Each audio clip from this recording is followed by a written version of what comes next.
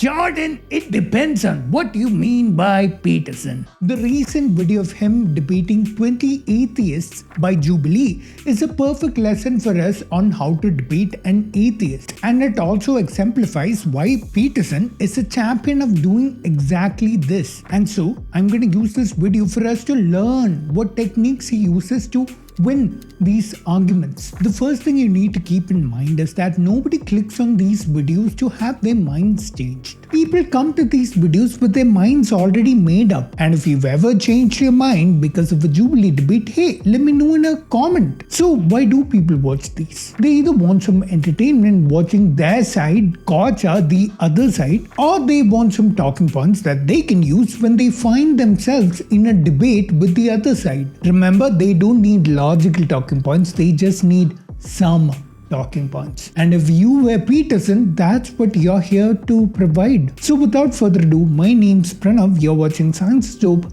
Let's begin. My first claim, atheists reject God, but they don't understand what they're rejecting. Now, this is the first step in all debates with an atheist. Their claim is actually that they don't believe in a god or gods, but you can't really argue against this position because what you ask them to provide evidence that they can use to prove a negative. And also, if you don't misrepresent them in this way, you have to provide sufficient evidence for why you do believe. So the only way to get around this problem is by misrepresenting the atheist position by saying that they claim that there is no God. Just like the atheists claim that there's no God is a generic claim. Now you have to remember why you're doing this. You're not trying to convince someone on the other side. You're just confirming and reinforcing the beliefs of your fads. That's right, you're exploiting tribalism. But there's a risk with this talking point. You could get called out. Do you believe in Lono? I don't know anything about the Polynesian deity Lono. So you're rejecting something without knowledge of what you're rejecting. Do I reject everything that I'm ignorant of? Because that's your presupposition. Oh crap. Now you've admitted that you're presupposing that atheists reject what they don't understand. If someone makes this point and calls you out, you're done for. Let's see if someone did.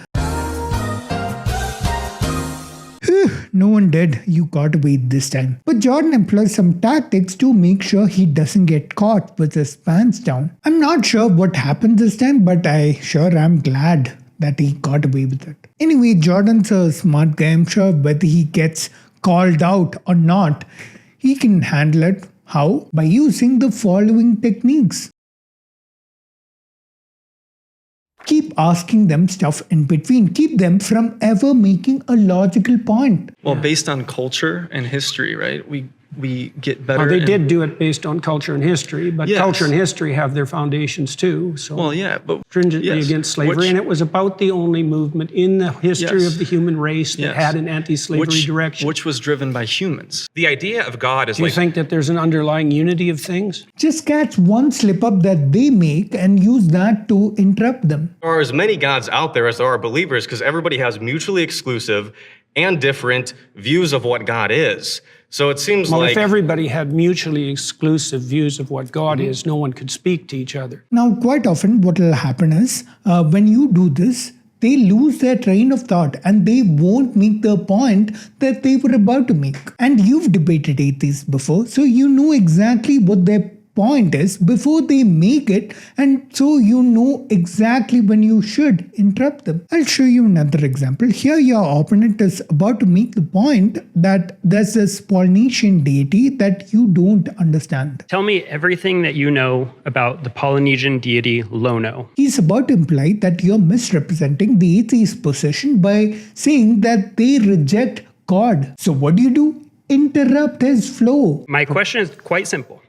Yeah, but that doesn't Do mean you it's believe- formulated accurately. But be careful when you're doing this to someone who'll be more than happy making it obvious to the crowd that you're rudely interrupting, like Matt Dillahunty here did. It is in a virtually pragmatic moral system. Why do you think it's not in your best interest to have stuff stolen from you or to be thrown off the stage?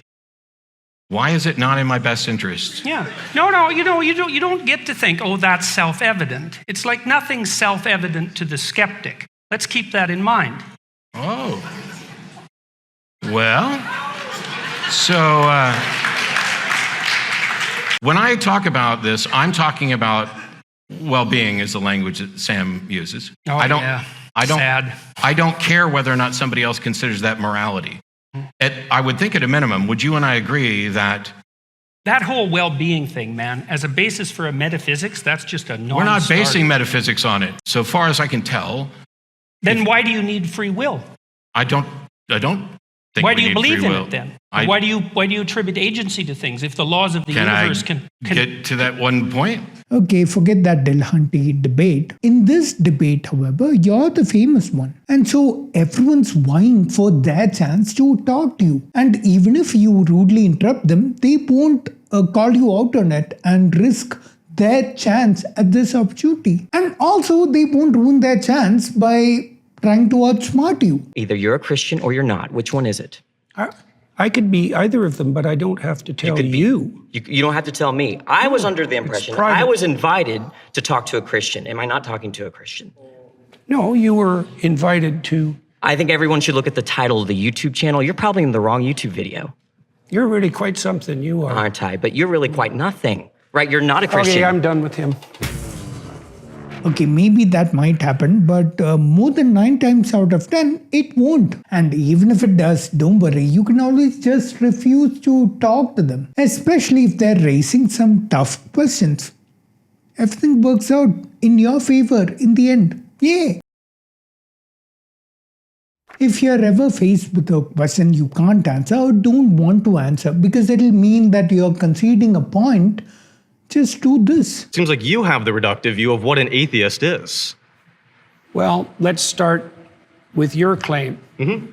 How do you define the God that you're rejecting? That's how you divert attention to a topic you are comfortable talking about. My man Jordan Peterson executes this technique to perfection. You can watch the original video. He never actually responds to that question. Here's another example. Do you believe that Lono exists? Yes or no? I'm not going to answer that question. Could you help me connect that to the prompt? Well, I'm trying to define God, the God Yeah. that I don't think atheists do a very good job of defining. Here's another question for you.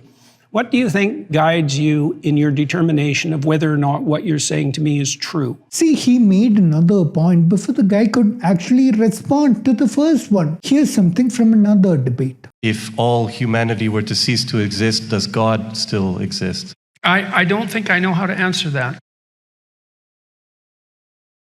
Now, you've argued with a lot of atheists before, and you know that the only way you can win is by misrepresenting them. So it's only natural for someone to come along and try to correct this misrepresentation. You're rejecting something without knowledge of what you're rejecting. I'm not rejecting it. Do No you more be- than I'm rejecting believe in anything that Lono? I don't know anything Do you about. believe in Lono? Just like what Jordan did, you should never accept what they're saying. Just deflect or change the topic or divert their train of thought before they ever get there. If I'm ignorant of something, I reject it. Do you think that everyone in the world has to know everything simultaneously for that to be valid and true? I think in order for your Answer that argument... question.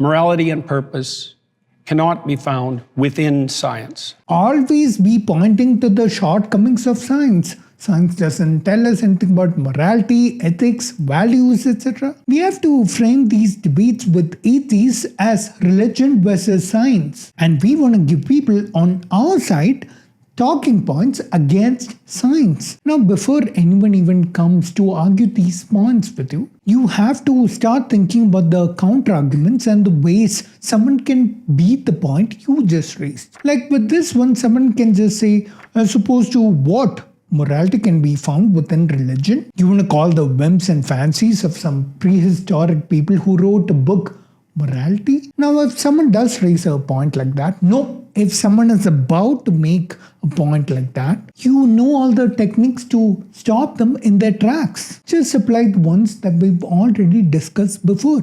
We have examples of parrots. Except for the greedy chimps. Except for the greedy chimps. They want 4 graves. They want 4 graves. You know, those do exist, right?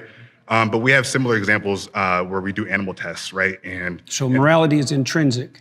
I think So it precedes science. I think that actually right? a better way to define it would be that Wait, doesn't that mean morality precedes religion also? Whoops, I think that argument might destroy our claim completely. Let's hope no one makes that point. Your claim that morality and purpose can only be found in science is a little shaky because I think that your claim is really being framed to be morality and purpose can only be found in religion. Is that how you're kind of framing it? Dang it.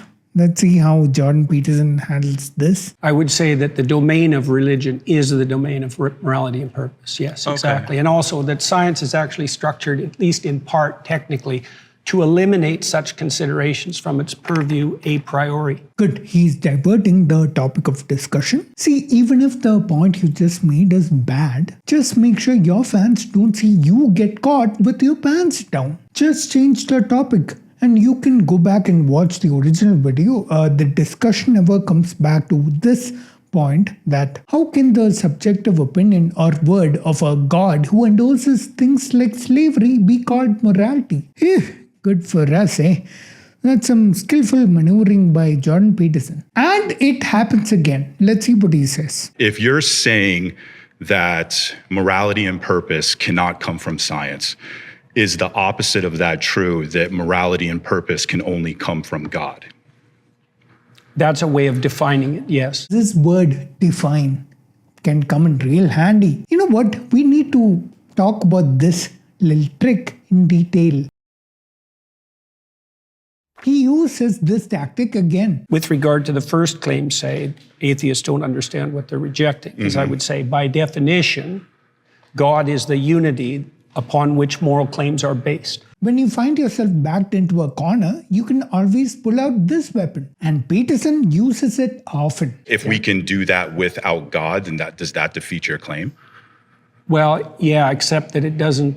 You circumvented my initial definition because I said that by definition, God was the unified source of morality. See, most atheists who come to debate you are not philosophers. They don't know that truth by definition can only occur in a domain like mathematics, only in a formal science as opposed to an empirical science like physics, where we can only gain any knowledge through observations of the real world. Now, I should probably talk about this a little more because there are some points I raised that might cause confusion. But all I'll say here is this. Just remember that this is the difference between an analytical truth or a truth by definition and an empirical truth or a truth about the real world. You cannot say something is true by definition when an alternate explanation for it exists. See, I'm telling you all this so you know it really well and you can use it effectively the next time, and most atheists won't respond to this point properly. The only perfect response to this is that a universal truth by definition cannot exist in an empirical science. A definition or axiom can only exist as part of a model. Let's see what happened in this debate. So if there is a God and there is a moral code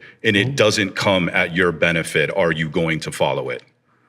It depends on how you define your benefit. So great to see him wiggle out. You should watch that section of the original video to see how he avoids difficult questions and changes the topic. But I want to discuss something else, and we saw a glimpse of it just now. It depends on how you define your benefit. I feel like this is just humans editing based on the cultural evolution What do you of mean morality. by just? This is Jordan Peterson's ultimate defense. Like, if he feels cornered and wants to escape any scenario, he just uses this. Like, if he were a final boss in a video game, this is a special move and it works so well, right? To be mostly Christian, belief is not necessary. Well, it depends on what you mean by belief. Would you agree there exists at least one happy nihilist in the universe? It depends on what you mean by happy. I'll teach you how to use this trick. Okay.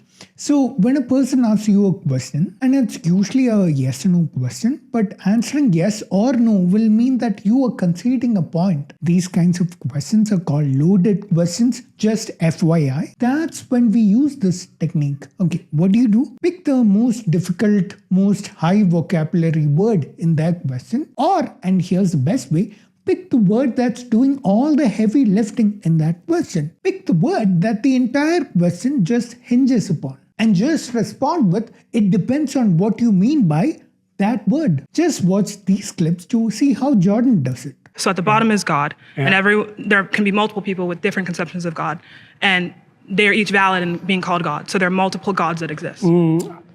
It depends on what you mean by valid. How deep do I have to go for it to be worship? Do I have to be Catcher in the Rye? Do I have to be War and Peace? Or It depends on what you're seeking for. To be mostly Christian, belief is not necessary. Well, it depends on what you mean by belief. Would you agree there exists at least one happy nihilist in the universe? It depends on what you mean by happy. Now, this is a technique that can only improve with practice. You must often be in scenarios where you find yourself faced with these loaded questions, and you'll soon figure out which word to pick and respond like, Jordan, it depends on what you mean by Peterson. Now, I've only looked at a third of this debate, and we've already learned so much from Jordan from just this. If you'd like, I'll look at more of this debate and talk about what all Jordan does to make it look like he came off better in any debate. I'll leave you with this final point. Now, you might wonder to yourself, hasn't Jordan Peterson debated atheists before? Doesn't he know the outcome? The debate itself and the aftermath and the fallout, they're often not in his favor. So why does he do this? If you are wondering that, you're not listening to what I've been saying. You're forgetting the ultimate aim of a spectator sport like this. He's not trying to have a sane, logical conversation with someone to reach a mutual understanding. He's trying to entertain his fans with combative conversations that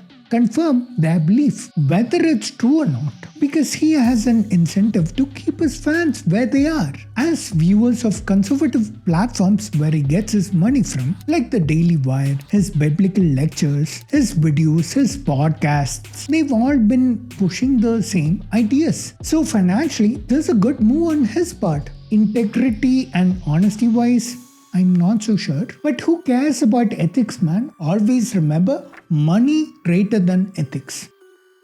I hope this lesson was very useful if you are looking to follow in the footsteps of Jordan Peterson. Always remember, if you like this sort of content, you can support me through these options. I'm also looking to spend money on meaningless abstract art for my house like Jordan Peterson. Now, these are all the wonderful people who've already taken the right step in that direction. If you like this video, be sure to watch all the videos in this series. You can start with this video on how to use pseudoscience to get rich like Deepak Chopra. I'll see you in the next one. Till then, remember, science is dope.